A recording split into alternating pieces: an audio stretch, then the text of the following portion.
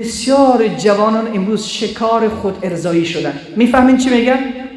خود ارضایی، استمناء، یا بسیار ساده تر من عفت کلام را رعایت کرده باشم، اون همین است که کسی با دست خود شهوت خود را بیرون بکنه. فهمیدین الان؟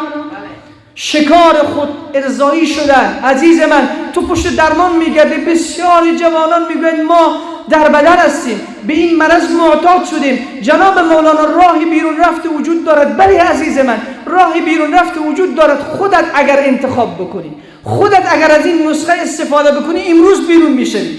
در چند دقیقه میتوانی از این معتادیت و از این مرض مهلک که گناه هست، نارضایتی الله هست، نارضایتی رسول الله هست، بدنت را تکه و پارچه میکنی، تمام سیستم های بدنت از منفعت گیری جام میماند، زیبایی های چهرهت زشت میشود.